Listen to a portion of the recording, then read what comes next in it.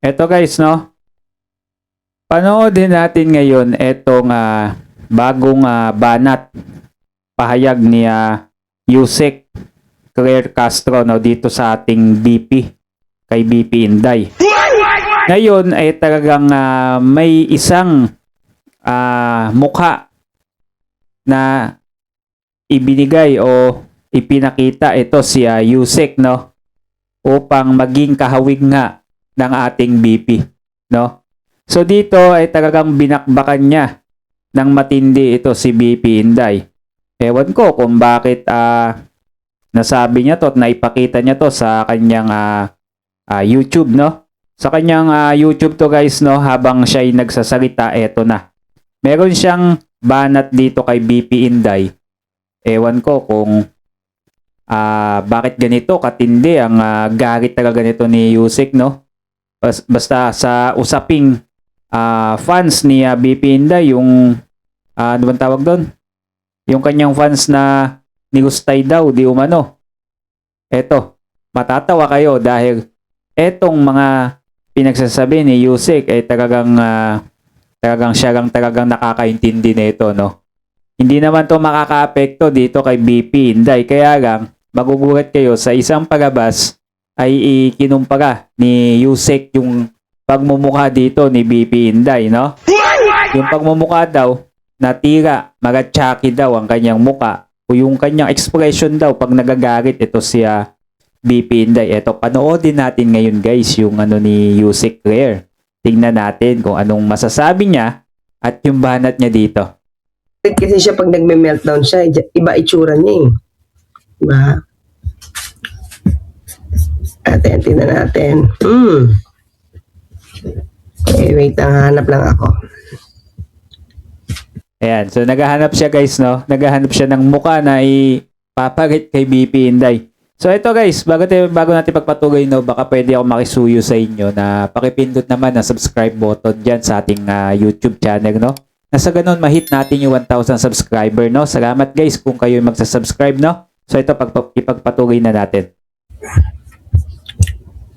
Pag nagagalit Ayun, siya. pag nagagalit daw Iba si yung BP. itsura eh.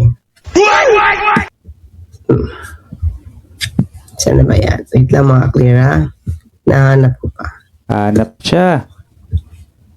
Kasi magalit siya eh. Iba yung itsura niya. Wait lang ha. Pag nagagalit daw si BP, hinahanapan niya ng kaparehas na muka. Share ko lang. Diba? Nagsasalubong ang kilay eh. Sasalubong daw. Yun eh. Ayun. Parang ganyan oh. Si Chucky to Diba? Parang ganyan lang. Parang ganyan. Pag galit. Paggalit daw. Diba? Para si Chucky. Anyway, balik tayo. Parang yata talaga to si Yusek. Tingnan nyo oh. Ayun, oh. Oo, di ba? Mga clear, tingnan nyo dito oh. Parang nakita ko kanina sa inyo.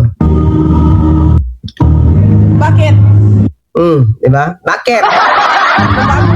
Galing niya ng Christmas o hindi? Oh, definitely, mahinahon yun eh. Kahit hindi Pasko, mahinahon pa rin. Kahit hindi Pasko, hindi nagme-meltdown. Kahit hindi Pasko at maraming bashers, hindi nagmumura. Hindi nagbabanta ng buhay. Diba? Mukhang hindi talaga magbabago kasi ugali niya yun. Clear. Parang joke yan, no? Ginawa pang Chucky si BP Inday. Mas mukha naman siyang Chucky dito, no? Kesa kay BP Inday. Yung iba nga, ginawa pa ka siyang bulldog eh. Mas matindi yung bulldog, no? Aw. So ngayon guys, eto. Bakit kaya talagang putok talaga sa galit ito si Yusek, no, dito kay BP Inday. Samantalang hindi naman siya inaano ni BP Inday, no?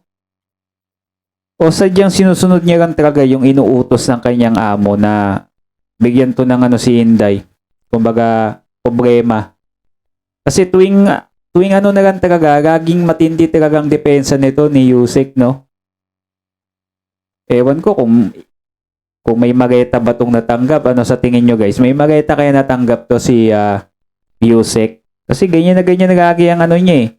Talagang banat na banat yung ano niya eh. Yung banat niya pagka may bumabanat sa kanila. Talagang todo defense talaga siya eh. Maga nakatank build yata to eh. Parang yata si Yusek, no?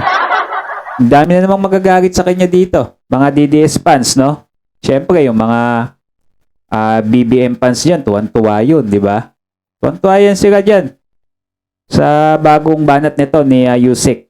Talagang wala nang may pakitang matinuto si Yusek, no? Halos kung hindi fake news, kung hindi chismis, kung hindi basta madepensahan niya lang talaga.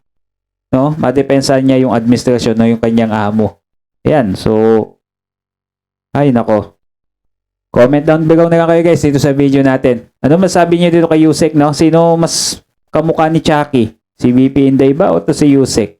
Comment down below kayo guys. Kayo guys niya sa video natin, no? Salamat sa panonood.